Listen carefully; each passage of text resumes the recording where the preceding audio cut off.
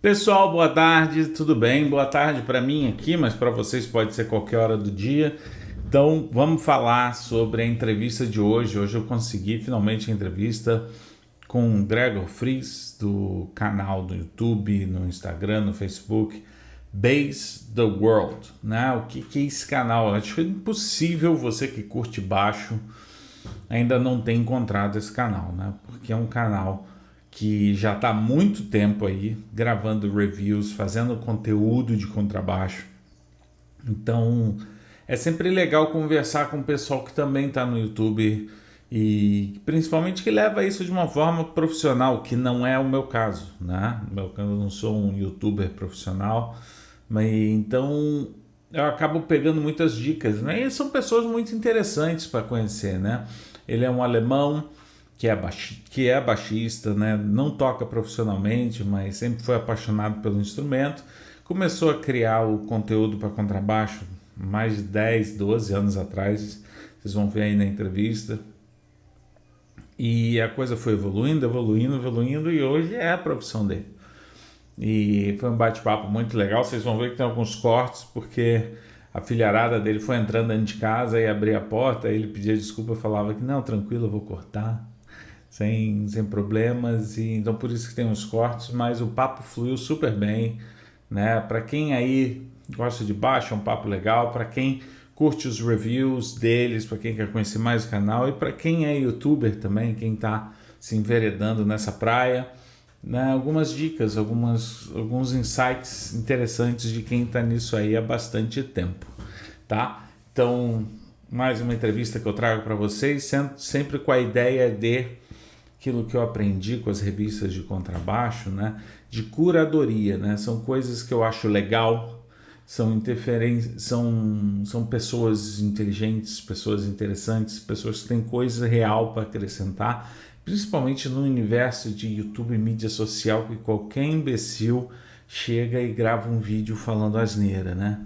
Então, eu acho que eu, né, pela minha idade, pela minha experiência, eu tenho uma capacidade de filtrar e identificar coisas que eu acho interessante para que a minha audiência aqui assista e acompanhe. Então, esse é o espírito, né? Então, eu queria agradecer a todos a audiência. Não se esqueçam de dar o joinha, se inscrever no canal quem não é inscrito. Mais de 50% de quem assiste não é membro, né? Então, se torne membro do canal. Vamos chegar junto aí em 10 mil inscritos. Vai ser um número bonito. E quem quiser chegar junto, dar um apoio ainda maior, por R$ 2,99 por mês, você me ajuda aí a ir aos poucos melhorando meu setup aqui para captar áudio, vídeo, para fazer o melhor aí para vocês, beleza? Então, vamos embora para a entrevista, devidamente legendada em português, para que vocês possam absorver tudo na medida do possível. Valeu!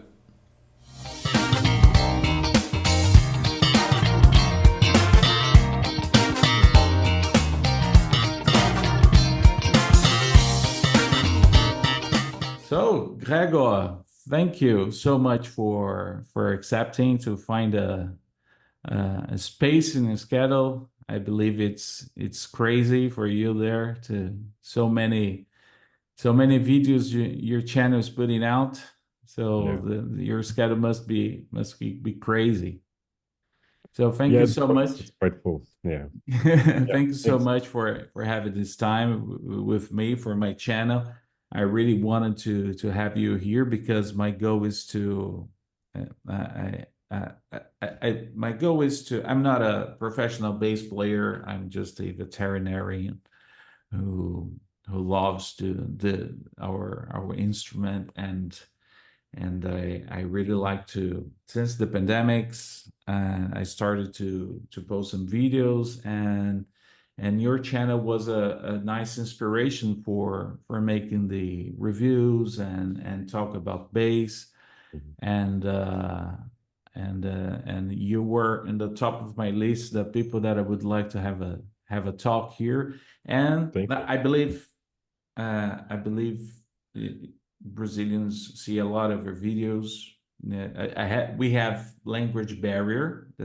Yeah. It's a reality, But anyway, the music, the sounds are unique, are universal. But we So always have Portuguese subtitles, proper subtitles on all the videos. that's So that's great. some, someone's not so And good one with of my with goals the is accent. to spread to to one of my goals is to increase your Brazilian audience and Portuguese speaking audience. So that's why, and this interview will also have Portuguese subtitles in order to make it easier for Brazilian Yeah. bass players to know more about you and your channel. So this will be my first question for you.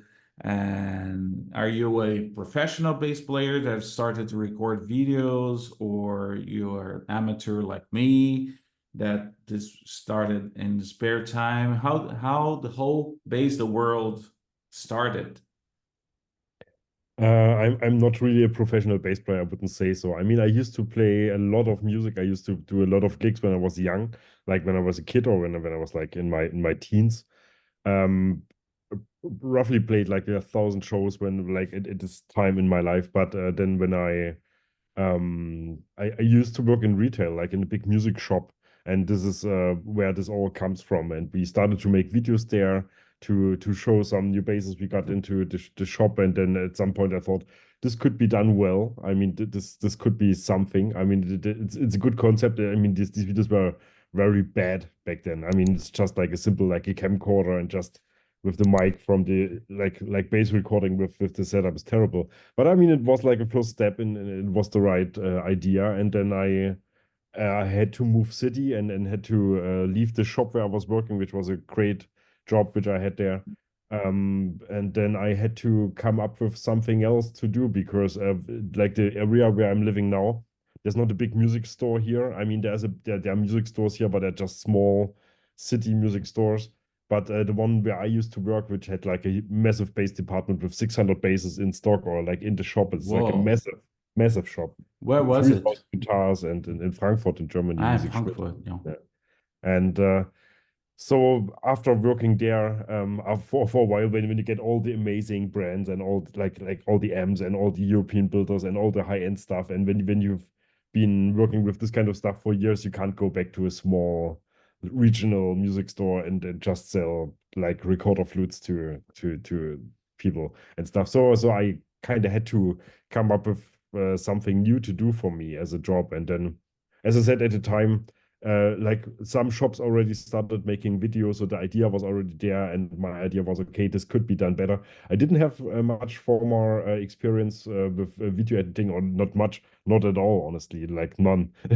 And even with recording, not so much. I mean, I used to play like lots of live gigs, but I've never been really been to a professional recording studio. I mean, I made recordings before, like with friends and stuff, and with choirs I was working with, but not really professionally ever. So I had to learn all of that by just by doing it, by making these videos. And yeah, so the idea was born. Okay, let's make a YouTube channel about everything related to bass. Or like it started out with bass demos, and then it became a little bit bigger, and we started sharing artist videos and these kind of things. And yeah, it grew from there. But from the beginning, it was the idea for this to be my job and to be like a full-time thing, and to become professional at some point, hopefully, which I think we've not And when achieved. was it, this turning point? So I started the channel, I think, in 2011. Yeah. Or that's when the whole Together thing. with Facebook, yeah? Be- Facebook was a bit earlier. So Yeah, because I remember Base the Word previously as a Facebook page. yeah, Am I wrong? absolutely. No. I mean, both started simultaneously because that was the whole idea. I mean, social media was very new back then. It was very and you can't compare it to what we're seeing today, like on Instagram and TikTok and Facebook and everywhere. So my idea was to make these demos, but I saw on YouTube that it would be quite hard to reach an audience. I mean, you can make these videos and they will be found by people who search for certain product like MXR, Bass Octaver. You can search for it, and I mean, back then there were probably like 3 videos about like a Bass Octaver online, so you would find it. But that's just one way. But then I saw the potential of Facebook, and I thought, okay, it's much easier here to become a big page and just share cool pictures of basses and cool YouTube videos of amazing bass players and these sort of things. So I started this page on Facebook simultaneously, and the idea was to make this page really big to be able to post. Like to post all these cool things from these cool people, and then every now and then when I have a new video, just throw it in, post it to the same audience, and hopefully they will like it as well. And yeah, this worked. I mean, this is exactly how it worked. The page became incredibly big.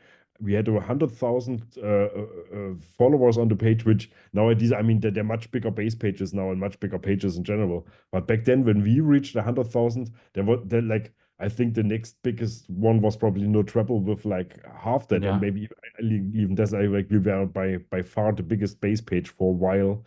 Um, until 2015 when the whole Facebook thing shifted and everything became wild there when they went to the stock market and stuff. But it's a different topic. But yeah, I mean, basically the idea was to have this YouTube channel with these bass videos and to make like an entertaining Facebook page where I can post these things there. And this worked out perfectly. And yeah, And that's kind always in of English since the beginning. always in English, yeah. I mean, Yeah. I think at the very beginning I tried to start a German channel and made one video in German, like one video that I already made in English, I made also in German. But I mean, it's just like with English I can reach a global audience, and with Yeah. German it's just like three countries. And so of course it would be much easier to do this in German for me because I could speak much more freely and could do much better jokes, I guess, because it was I'm so much better. I mean, it's my mother language, obviously, Yeah. but I mean, English is fine, and I think it became better over the years. I mean, when you go back like 5 years on the channel, I mean, it sounded a little bit different, but I mean, I'm older now, but I'm still improving. It's a good And way to yeah, practice. yeah, It's just like and me. I think it's I yeah. can only speak German after two Augustina. Yeah,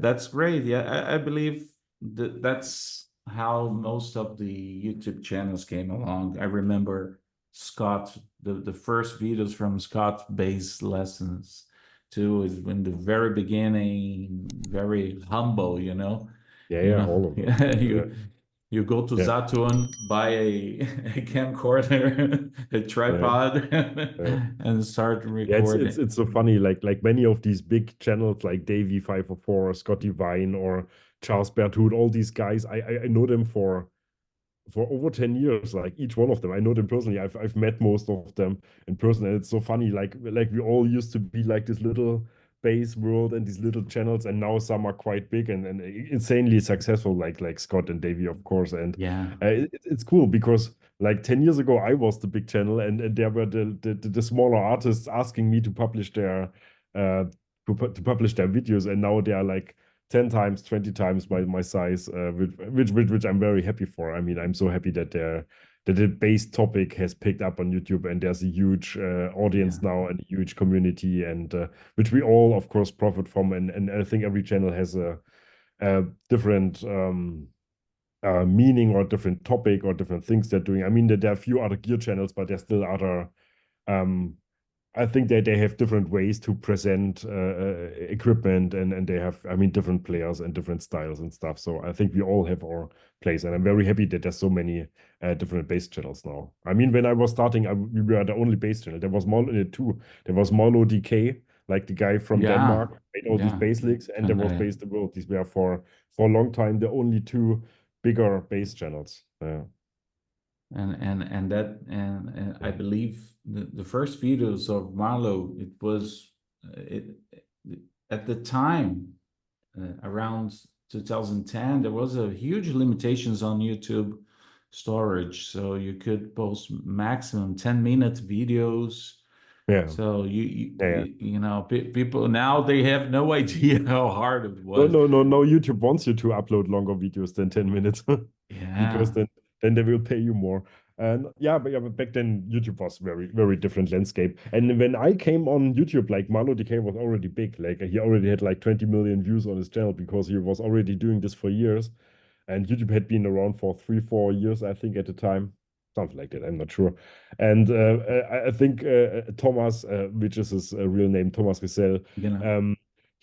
I think he was for years the only bass player on YouTube. So like everyone who searched something with bass definitely ended up on his channel, and he got these insane views. I mean, sadly, he's not really active anymore. Like occasionally, he still releases videos, but he's not really on YouTube that much anymore. He has a Well, he has I so mean, many he has a material. professional career. I mean, he's a professional bass player. He has a Yeah, yeah. no I jobs and believe I stuff. would take like 5 years just to learn all his licks, that he's been posting Yeah, for the last 20 yeah, yeah, years, yeah, and yeah. It's insane. Yeah, really groovy. over the years, there were a lot of those. Yeah, Yeah, yeah. There's a whole bass course in his channel. yeah, Yeah, and it's kind of unpredictable though.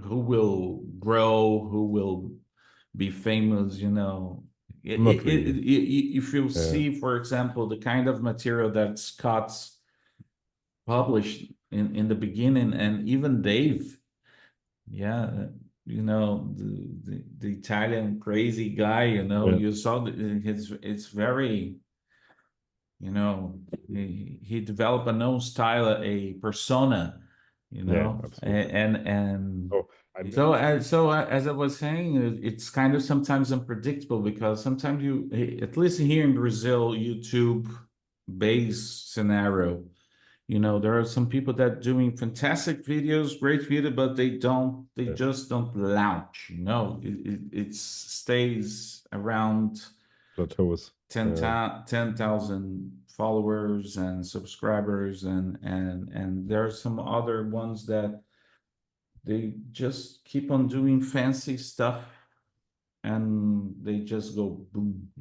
It's weird. Yeah, But here in Brazil, we it's a growing audience, and since yeah, the bass it's a musical instrument with very it's a very quick learning curve. It's not yeah, hard for you to start playing the bass and having fun with the bass when you start learning.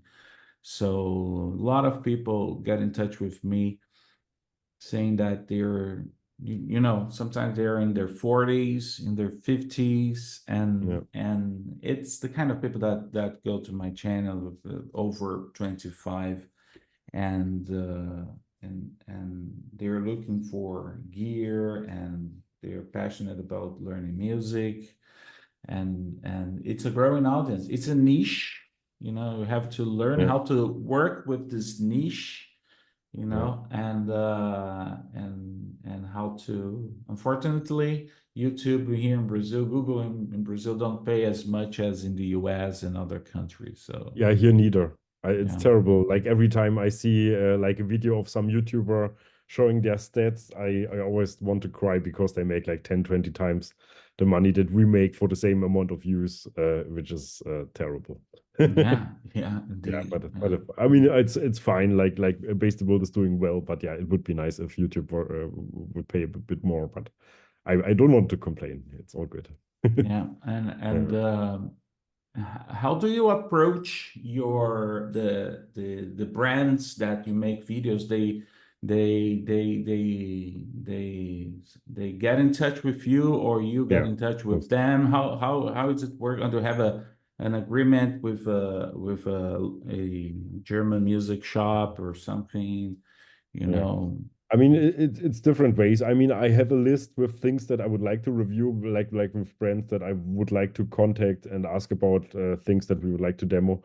But but in reality, we're getting so many requests from all kinds of brands that we are constantly kind of booked out. So I can't even get to my list. So there's no space for that at the moment. And I mean, mostly it's the brands, like the manufacturers who reach out directly. Sometimes it's shops, like we're working a lot with Thomann here in Germany, you which is know. like the biggest music retailer in Europe, and they have like their own brands like Harley Benton, which we make videos sometimes.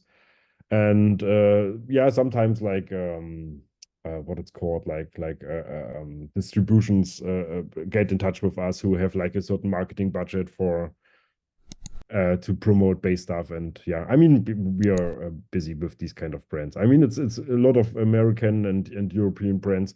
There's a lot of Chinese brands over the last years, and not a lot, but it's getting more definitely Chinese brands with little gadgets and little amps and not so much instruments, more like effects and stuff. But I mean, everything is getting a lot better. And yeah, I mean, we are we're super busy. I mean, there's so much demand for these videos, which has especially changed since COVID because before, I mean, Base the World has always kind of been fine, so we always had enough video orders. I mean, 5 years ago, I reached a lot more out to brands to get in touch with them because many brands were not really aware of like influencer marketing yet, which is technically what we're doing or what I'm doing.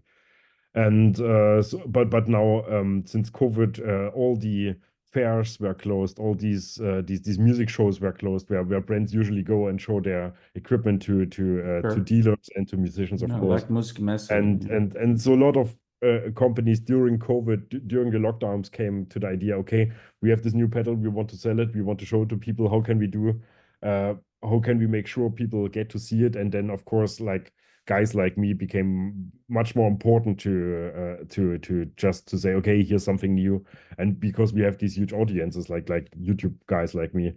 And I think in the last years, all the brands who never really thought about online marketing or influencer marketing in particular, kind of experienced that for 1 or 2 times, worked with a bunch of channels like mine, and have seen, okay, this is actually very like it's a good marketing because you get numbers and stuff. Because when you do like even like a print advertising in a music magazine, for example, you don't know how many get to see that. You don't get to told how many editions are printed, and then you don't know how many people are actually going to see it. Like on YouTube, you get like exact numbers. Like and you can even, if you really want to know, you can even find out where are these people from and what's the age and these sort of things. I mean, brands don't really ask for this kind of stuff, but I mean, it's good marketing. It's measurable and it's not that expensive. So I think yeah, brands have really caught up, and I think right now for generally for marketing, not base specific, but generally for marketing, I think influencer marketing is right now one of the best cost-effective ways to get products out. And yeah, I think this is why this is working so well. Of course, Base the World has more to that. I mean, we're not just a business. We're not just like Yes. there to make like manufacturers happy, but of course we are mostly base enthusiasts and want to make cool videos and want to have like a good relationship with the audience and good interactions and these sort of things. But I mean, but at the end, it's a business, of course. I have an employee to pay, and so the engine needs to keep running. Yes, So of course, just because yeah, deal with everything is crazy, and yeah, kids yeah, and family, it's a lot of thing to deal with. yeah, Uh, I was thinking about there are some companies that clearly they woke up sooner than the others to advertise their new products yeah, and new releases, than yeah. others here in Smaller Brazil. companies. Yeah, Yeah, here in Brazil we have Brazilian brands, commercial Brazilian brands, and of course we have also custom shops. You know, yeah, and I really would like to next time I go to Germany to take some like free bases, Brazilian bases to you to show you to for you to see how good some of those Brazilian custom bases are. I don't know if you yeah. had a chance to play in any Brazilian brand. No. For sure, I have. I mean, nothing specific comes to mind, but for sure, I have played something. But yeah, I mean, it's generally a bit of problem with like Central and South America, with these brands. I think the problem is mostly in the shipping, that there's so much just getting lost on the way, which is kind of Yeah. a problem. And like, yeah, I don't know. That's like I'm working for a bunch of companies here in Germany or in Europe general, and with their marketing and or some like artist relations and these sort of things. And there's quite a bunch of brands who always fear sending anything to South America because it's just like every 10th base gets lost or something. I don't know what the stats are, but Yeah. it's terrible. And Every time I it, travel with yeah, one of my bases, I just like, yeah, no, take it's with me. terrible. Yeah, and all these custom shop brands like Adamovich, for example, like in many instances that I know where people buy bases from him, he just sends them to the US and people fly to the US and pick them up there and just take them home in their hands, which is ridiculous. But I mean, It is. it has to be done. So yeah, I hope these issues will get fixed. And I mean, like the good kind of globalization happens that we can all profit from each other, just being more or easier connected in these ways. Yeah, which is yeah. I mean that there's so much actually Brazil is one of my biggest audiences. I think it's the second or the third biggest group in our I believe um so. like, yeah. It's a really big. I mean, it's a big country. I mean, it's the same like the US is our biggest follower number, but I mean, the US is just an insanely big country, and yeah, same with And Brazil, of course. but Yeah, but you see the difference. You have the yeah, US watching you in English, so it's easy. yeah, yeah, yeah, of But course. now for Brazilians, I'm a lucky guy because my mother was an English teacher, Yeah, so I had to learn English since I was young. So yeah, you know, and I was lucky enough for that. But you know, uh, to have a huge audience from Brazil, considering the language barrier, this is a huge problem. But that's great that you have subtitles, and I believe yeah. in a near future, YouTube will offer translation, audio translation, automatically. That they They will. already do. I mean, if I wanted to, I could already have that. I mean, you can already upload several audio tracks in different languages with one Yeah. video. So like really big channels like Mr. Beast and like the biggest YouTube Yes. channels, they already do that. So Already doing this. so Yeah. depending on where you're from, you will get to hear the videos in your native language. So that's already a thing. I mean, it's a bit too complicated for what we're doing here. It could probably all done with AI. I mean, like a few years down the road, this will most likely happen. So at some point, you will not hear my voice anymore, but then will be some other Possibly. AI generated. But yeah, I mean, that's good, I think. And I mean, Brazil is such a huge country, but I often think, especially about like I have Portuguese subtitles, but I don't have like little like from all these little countries that also exist and that they have their own languages, which are, I mean, like South America is mostly like Spanish and Portuguese. Yeah. But I mean, there's so many other languages where we don't offer subtitles because I can't offer all of them. And it's just like I hope at some point like YouTube just will make this like a mandatory thing that you just upload the normal like I upload my English subtitles, which are exactly the things that I'm saying, and everything else is done by YouTube. Like there's an auto translation feature, so I can translate it to the like major languages of where we have the most followers from. But I mean, especially like smaller countries, they don't have any access to these videos, or when they have access to these videos, then not in their native language. And I think especially for the smaller groups, it will be very interesting to have things which they can fully understand. But yeah, I mean, I think we're not very far from that actually. I mean, it's already possible. If I wanted to do it, I could do it. I think I'm waiting until Yeah. everyone Yeah. does Yeah. it. Yeah. Let's see. And the tools will become better too. Yeah, The absolutely. tools will become better. Yeah. Talking about bases, I'm reaching 200 different bases that I have already reviewed, you know, Okay. Wow. just for my channel, Yeah. not counting my other. And Yeah. and in the end, sometimes I got intrigued if I have to pay a lot of money for a given base, you know, but because in the end sometimes the sound, the tone, sometimes I feel the real influences from my hands. Yeah. Of course there are so many things that in the that can interfere or influence the sound, the tone, but based on your experience in that you have been trying, testing, do you have, a favorite bass guitar or at least a model that you would use, you have to be your number one bass? It's hard to say. I mean, immediately what comes to mind is just like a simple P bass is probably always my number one, because I just like the big warm tone of a P bass very much. And when you have a really good one, I think that's a bass that can do all the things for you, can get you through an entire career with all kinds of music styles, and you will always be perfectly equipped. But I mean, especially with the job that I'm doing, it's really hard, because you get like amazing new basses in your hands all the time, and I have like a selection of amazing basses here. To pick one favorite, I mean, I'm doing this because I like the versatility of things. That's why I chose this job like at the beginning. That's why I started to work in retail. That's why I not became a professional musician, because I was more interested in how to create different sounds and how to create different vibes with different basses and effects and amps and all the tools that we have at our disposal.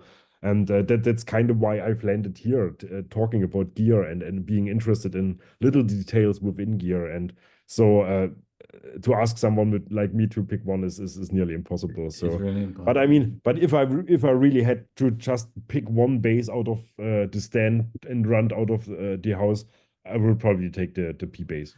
I truly understand you because I confess that I'm a jazz bass guy, Yeah, but having one of kind of videos that I love to make is what I call gear battle, for example, yeah, comparing two pieces like this, yeah. This is an So old Tobias.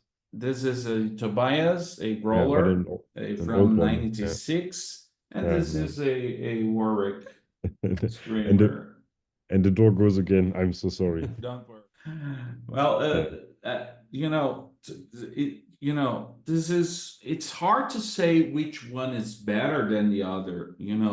That's something that it's hard to say because each one has its own yeah. flavors, you know, This it, is Anya. Yeah. yeah, Okay.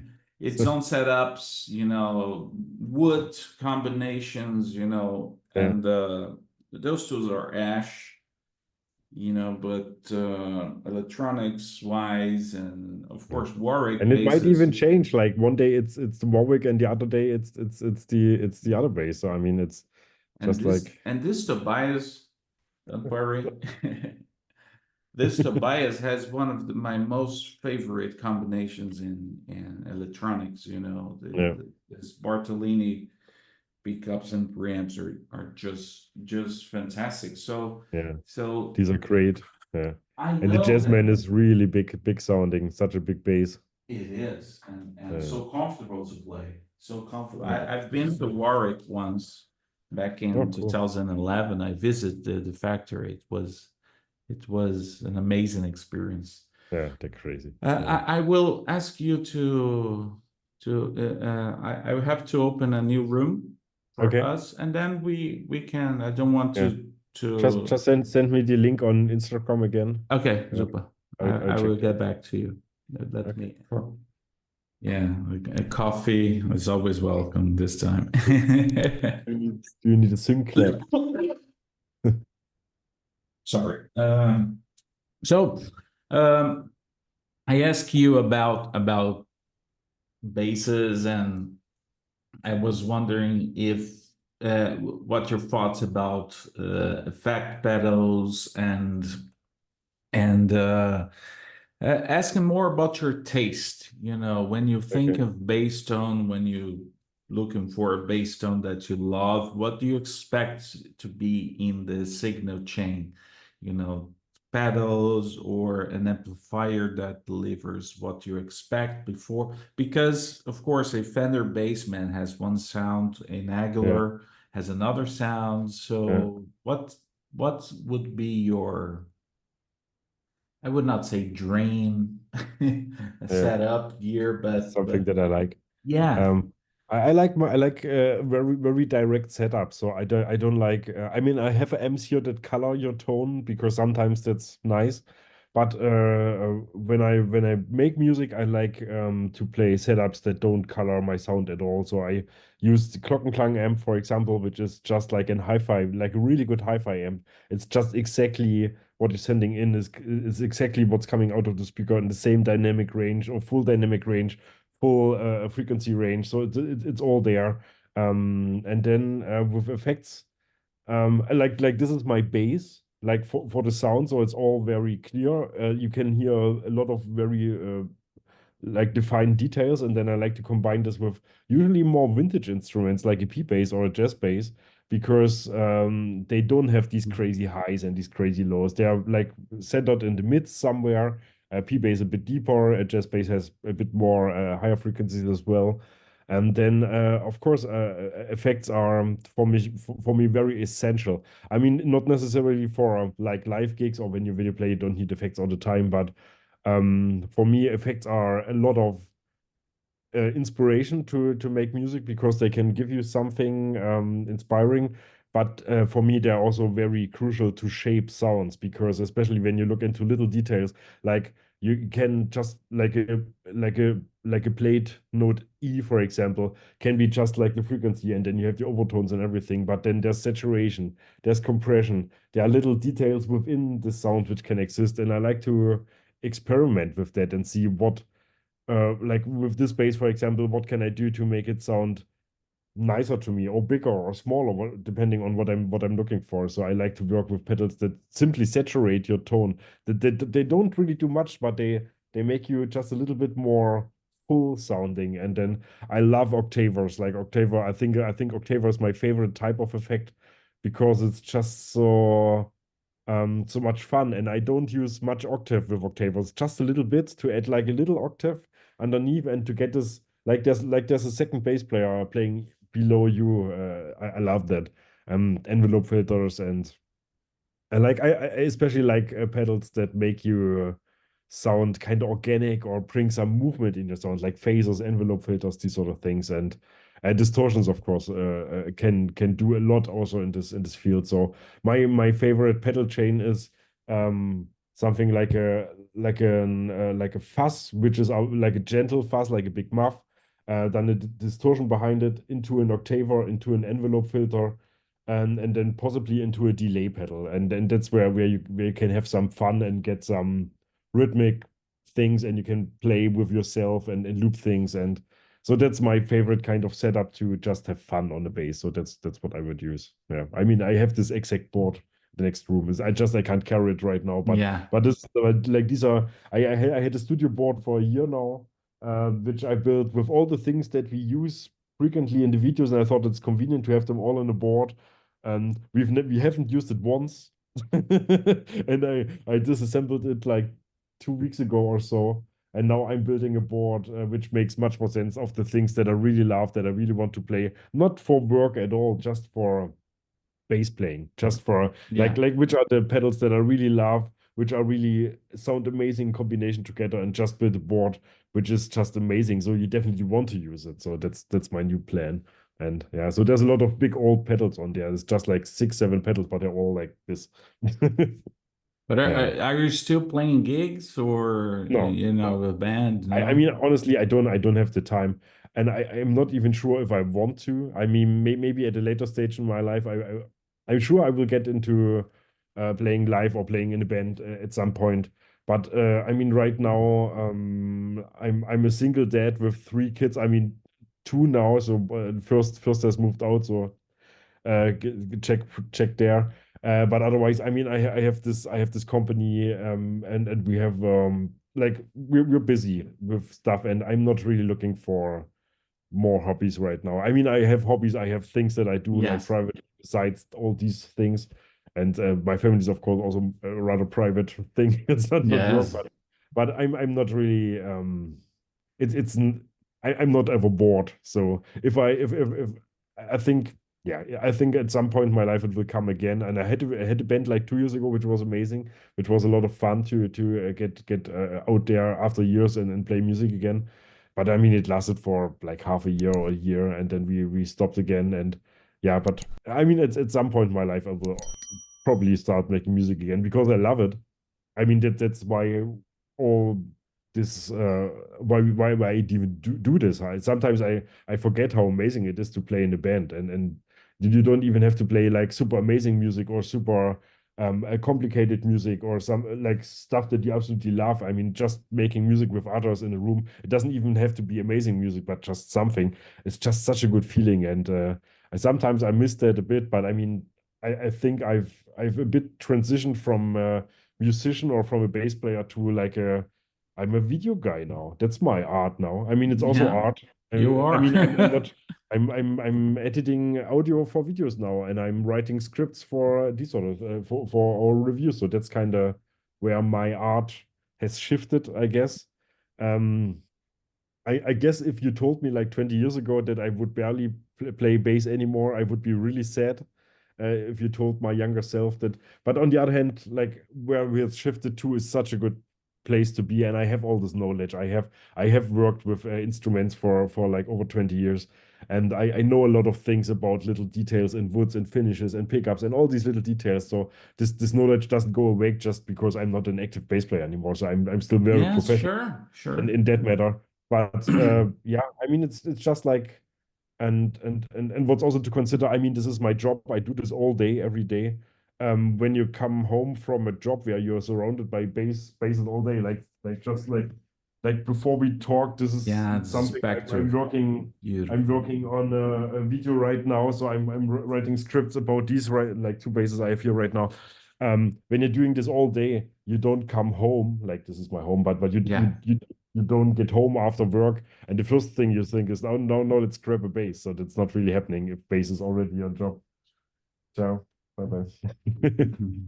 So yeah, that's I mean that's the other sad part of the job. It's not really sad, but I mean if you make music your profession or working in the music industry, then music might not be your hobby anymore at some point. That's what's coming with making your hobby your job, basically. That it might at some point not be your hobby anymore. So that's the price to pay. But it's fine. Yeah, it's Yeah, interesting to hear this from you. I'm a solo dad too, and yeah, I'm I am a veterinarian, and I teach at the university, and I got this double bass when I finished yeah. my PhD. And I said, now I will learn the double bass. Never had time, you know. I had to. But it looks good there. Yeah, yeah, it's a great piece of furniture. And for a long time, I had to keep those guys quiet, you know, because I had other commitments. You know, my Yeah, career was growing, expanding. But then, after some time, I really needed, you know, to get back playing just like that, you know, have yeah, some friends and playing for fun, you know. yeah, It's like a it's it's like a psychotropic medication, you know, you yeah, need something yeah, yeah, absolutely. to, like Yeah, sports, for example, and yeah, yeah, absolutely. You but just need music to fix. has this Yeah, huge thing in my life, you know. Sometimes just need to, you know, and sometimes I had to come back to music, not as much as I would like to, because I have my career as professor at the university, etc. And but, you know, sometimes it's just needed, you know, just like a pill, you know, yeah. to make things, Yeah. you know, I mean, if you can, get back to that's normal. nice. I'm living here in a city. I mean I didn't just move here. I moved here 15 years ago. But honestly, but that's the time when we started our family and when I started this business. And I didn't have much time to connect to people. So I'm not very connected here where I'm living actually. So I don't know that many musicians. I could just go to like a rehearsal room and jam with someone. I just don't know anyone here I could do that with. So I would love to do that every now and then, but yeah, I mean, I would move to somewhere where I know more people to do that. Yeah, you Yeah, you may start putting ads, you know, yeah, just bass like player available, you know. yeah, Because music is one of the best yeah, things yeah, yeah, to connect with people. So I would like to. I don't want to disturb your busy life. It's Friday. Ah, It's already it's five, all good. almost 5 p.m. It's already 5 p.m. Oh, there. it's But 3 p.m. I would Okay. like to ask, what do you think will be the future of your base channel? You know, base the world. What do you think? Do you have plans for to keep this format, or you as a now you're a professional YouTuber, video Yeah. maker, content creator, so I would like to to have a little bit of your knowledge, and Where this goes. you know to to what do you think will be this market, the scenario in the future? Do you think we'll have to change our approach, the way we make videos, or adapt to to different Yeah. audiences? Your Yeah, absolutely. strategic Yeah. plan for the Yeah. near I mean, five years? yeah, honestly, I don't really have a plan, and I don't think you can really in the world of social media. I mean, you can come up with cool new like video concepts and these sort of things and try them out. But in my experience, after making this for such a long time, things that I thought would go really well when you tried like new video formats, for example, didn't necessarily go well. Other things so let me start this again. Um, I don't really have a plan for Base the World because I think it's very hard to predict where the whole thing is going. You will definitely all have to change over time because you always do. I mean, uh, social media changes all the time, like little things. There are little trends that we don't even notice, but definitely pick up with the things that we're doing, the way we talk, the way we present stuff, the way we look at ethics regarding this kind of marketing and all kind of things. This will always change, so there will always be minor changes. But um, I've always noticed when we tried new series of things that I thought would be interesting, we are only mildly interested, or people were only mildly interested in, or sometimes when things were super popular that I didn't expect at all. My experience is you can do a lot of planning and a lot of thinking ahead of time, but you just have to try stuff out. I mean, that's the only way you will find out what people actually like is by trying different styles of videos. And for Base the World, there's many things that I can see happening. Right now, or for the past years, the issue has been that we are kind of too popular for our own good. So we get so many like orders for videos from brands that we barely have time to ever take a breath and say, okay, what is something we could do? What is something we could try out? What is something new we could approach? And that's kind of, I mean, it's amazing to have a company or to have like a channel like this that's going well, which is an incredible field. So I'm very happy for that, very thankful for that. But on the other hand, like I remember like in the early days of Base the World when everything was a lot smaller and I was a lot more desperate to try or to just to be known as a channel or as a not really me as a person, but like the whole project to be more popular, to make sure there are more views, which leads to more videos, to more money, to like just making this all work for me or just for the whole thing. There were always times where I struggled financially or where I struggled creatively or where I just struggled with like techniques of editing or like things that I've mostly figured out now. But and at these times a lot of very interesting creative things happened, like out of this pressure or out of this moment of yeah, where everything is a bit complicated. So I like bass heroes like got bass drops started back then, for example, where all these bass players are lined up in one video, which did amazingly well. So they're super popular on the channels. Or these 30 bass pedals videos where we had like 30 pedals in one video, played them behind each other. I mean, these are videos which they are so much fun to watch and they are kind much more viral successes than or regular views or regular videos, but it's just so hard to plan them. And you have to, I mean, if you want to have 30 pedals in a video, you have to contact 30 bass pedal manufacturers. If you want to have 30 bass players in a video, you have to work with 30 bass players.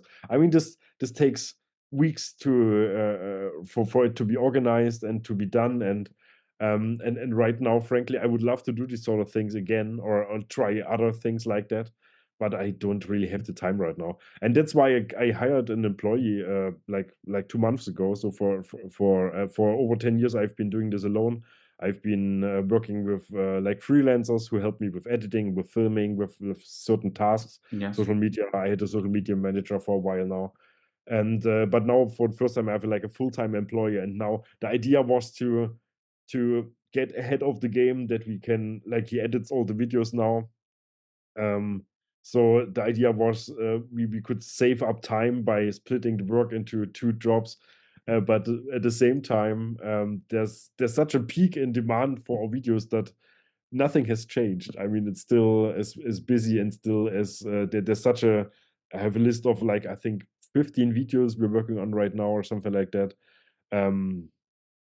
We're not really getting there, but yeah, I mean, the hope is that at some point we will actually be able to keep up with the video demand that we have from the manufacturers, and then to start some new things. And I would like to do like a podcast format, like something that's completely unscripted, just talking, which doesn't need so much preparation, or doesn't need so much production, which is just fun to do. And I mean, Just like there's this. yeah, something like that, or formats like just little videos where you explain how to do setup with a bass, or how to do certain pedal combinations. I mean, there we have lists of ideas, and I hope next year we will start to do at least some of these things. That's at least the plan. I don't really want to hire another person to be able to do that. So, but we will see how that goes. And I mean, it's complaining on a high niveau, as we say here in Germany. So it's I don't want to complain because everything is going incredibly well. But what I'm kind of missing here is the sometimes like a desperate moment to try something wild, which is not really happening at the moment. But we will Yeah, go but back. but you reach a you reach the point where now, of course, you are, you haven't this overload of work that Yeah, that comes to pass, but I believe now you have, your channel, your success. It makes it possible for you to try these wild things, make those big yeah, jumps to the uncertain, this leap absolutely. of faith, and you just have to manage Yes. the time. So it's I believe, I will wait for great things from your Yeah. channel. As a long-time I viewer, mean, I it's believe at some you're point. gonna come up Yeah, with yeah. with incredible things. I hope so. And I mean, we kind of have to, like, with a channel of the size. Sometimes you have to do things to come back on track. I mean, because I mean, as a smaller channel, there's always like some growth, but with these bigger channels or older channels like mine, they're constantly collapsing. That's what's happening with these kind of channels, with these older channels. There are not much more channels on YouTube right now which are as old as mine and are still doing well. So and the algorithm doesn't really like that. So I feel like we constantly have to do more and more and more to not get crushed by YouTube. And so every now and then there needs to be a calculated viral success to kind of make a little jump of the channel again, and to get into some new audiences, and get to some who else, or whoever hasn't seen the videos yet, or whoever hasn't connected yet to get there. So we have to do that. So actually over these years it was quite a challenge to keep the channel where it is, because again, there's always new like new is always better, especially on places like YouTube. This is very like the algorithm likes new channels, they like new approaches, they like audiences also like to look into new faces, not into the same guy for 10 years. I understand these sort of things, Yeah. but yeah, but it's quite a fight. So and honestly, from the time when I was starting, the channels which were around back then, I believe none of them is around anymore. Or like some of the very, very big ones, like the actual big YouTube channels that everybody knows. But from the music world, from the channels I was competing with at the beginning, none of them are around anymore. So I believe like Scott is the only Yeah. one, but I'm not sure if he was that active at this time already. I've only got to know him like a little bit but later it's a into our different careers. business. Yeah. Yeah. He's running a different business because he's selling base online courses, Yeah, of course. you know, Yeah. and Yeah, but he didn't back then. I mean, at the beginning he only did videos just to. I mean, at the beginning Scott was just like a very successful, or became a successful YouTube channel with his courses. I mean, the whole platform came a little bit later than that, yeah, but yeah, he's incredibly successful. He's definitely marked the most successful base person we have in YouTube. I mean, Davey makes more views, but Scott has a stunning company in it his is. back end. Like Yeah, he has like a whole bunch of employees, and this is like a whole operation. Like no other YouTube person has that, and that's because he has this huge platform that actually pays well, so you can hire a lot of people and do a lot of things. And yeah, I mean it's a very different level that how they operate, but I like it. I like it smaller, like we're doing it here. I mean we are two people basically working here full time, and then I have a bunch of like I have a camera guy who films these sessions and who does occasional editing for me if I need more, or he used to be my editor before the current one. And then I have all these bass players I'm working with, but that's the whole team. So we are not like 20 people, or I don't know how big Scott's team is right now, but yeah. But on the other hand, I mean it's amazing what he does. I wouldn't want to deal with the stress of owning such a big company with more employees, but I mean good for him if it, I mean, it seems to work for him and it seems to have fun. So yeah, I'm very yeah, happy that it's all yeah. worked out. It's just like Yeah, Rick Beato with his channel, and yeah, it became, you know, started with some lessons, and his methodology of the way he teaches yeah, is so clear, and there's another thing that, you know, when you are kind of real in front of the camera, when you're yourself, yeah, you're not playing a part, you know, you're not interpreting a character, you know. yeah, When you talk, you know, I think this is much more powerful to connect with the audience, you know. yeah. You It know, is. I was in Berlin last year, and I saw the Rick's gig there, Okay. and it was amazing. He was just like this, you know. And I've talked in my channel. I interviewed Ian Martin Allison Yeah. from Scott's channel, and you know, he was also just, you know, just like the videos. And this is important, you know, Yeah. because yeah, I think some, at least here in Brazil, people are turning off the TV and watching YouTube, Yeah. and it's kind of course, this is not 100%, you know, but it looks like I have this feeling that some of the people are looking for honesty, you know, Yeah. individuality, and people to be sincere. And when you show this, you know, and it's easier to connect, you know. It's easier to connect and to Absolutely. Yeah. and we're talking about a crazy group of people, bass players. You know, it's a very special niche, and I believe when we get our audience, they are very faithful, you know. They stay with us, you know. So the trick is how to bring new audience, younger people, you know. Perhaps if this audience that we are not reaching via YouTube because the algorithms is not helping, perhaps we go to, I don't know if TikTok. you TikTok. Are you using TikTok? No, you have to go. You have to go. Yeah, you have to. Yeah, I'm not using Yeah.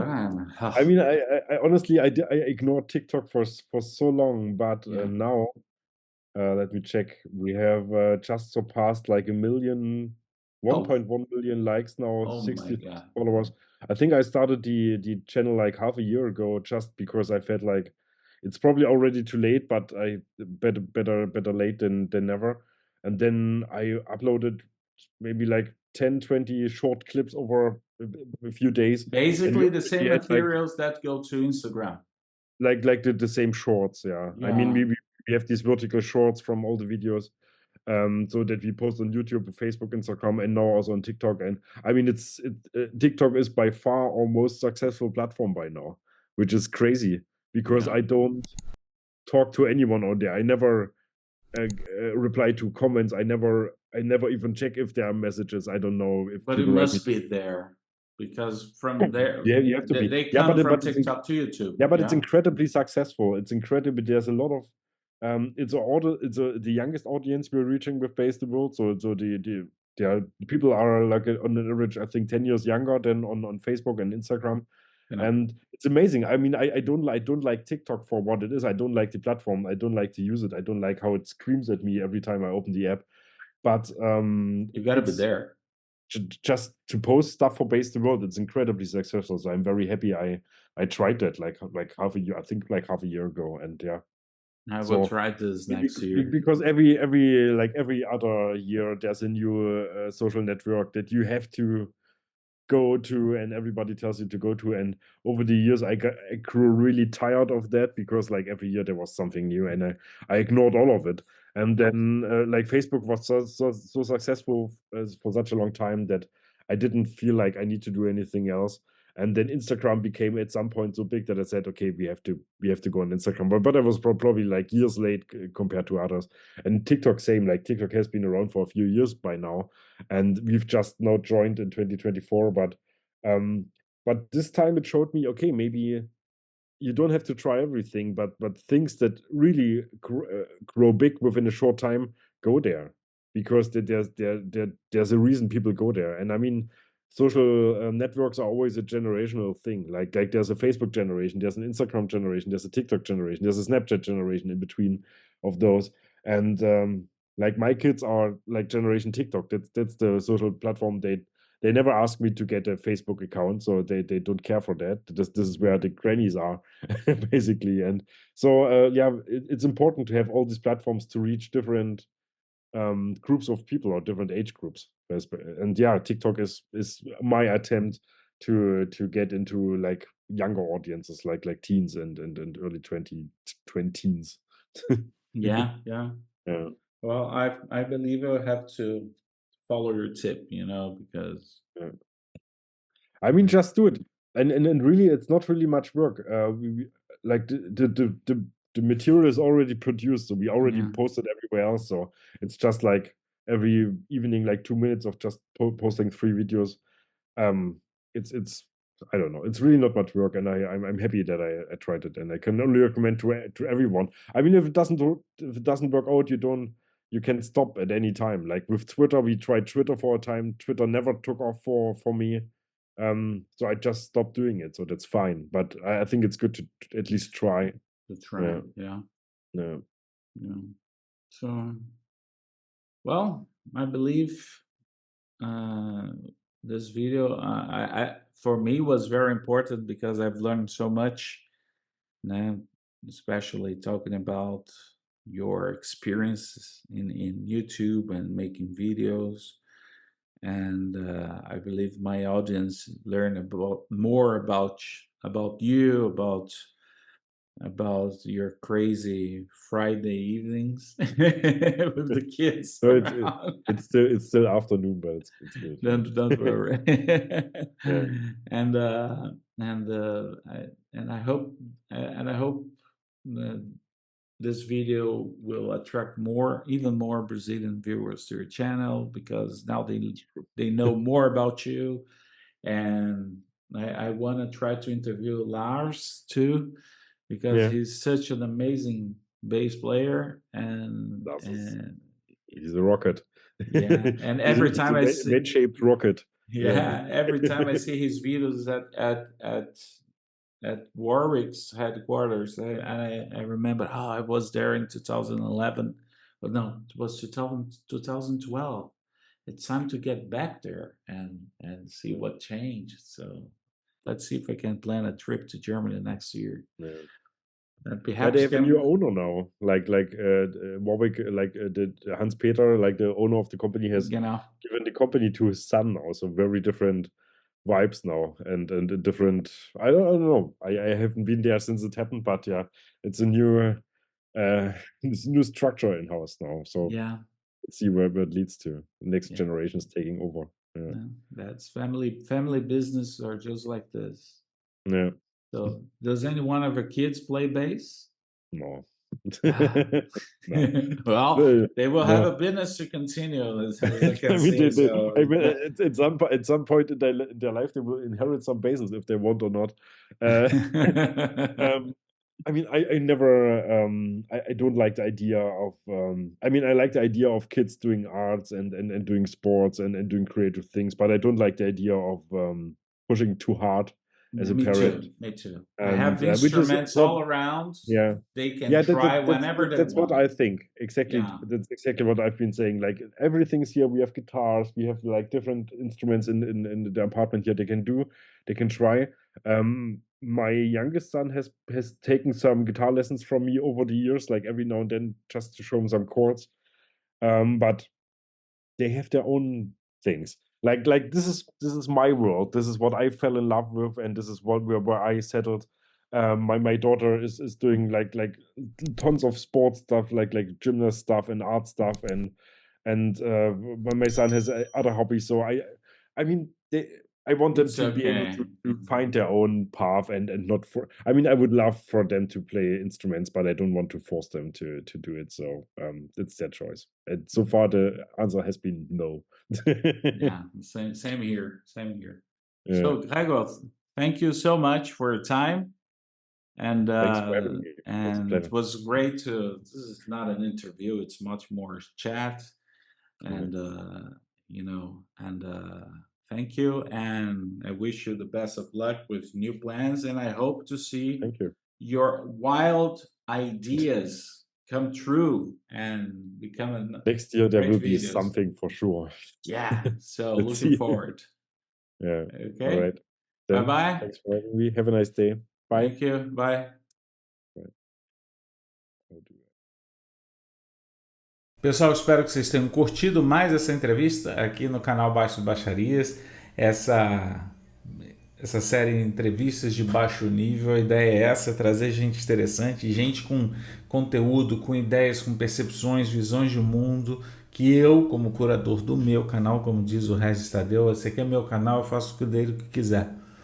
Eu escolho e eu acho que vai trazer, né, oportunidades de, como diz o pessoal, né, edificar, né, de crescer, né? Tá? Então, vamos embora. Aí se inscrever no canal para dar aquele apoio. Quanto mais inscritos, quanto mais comentários, quanto mais joinha, mais esse canal chega pro pessoal e espalho assim a palavra do contrabaixo. Beleza? Fiquem bem e continue com o groove na ponta dos dedos. Um abraço.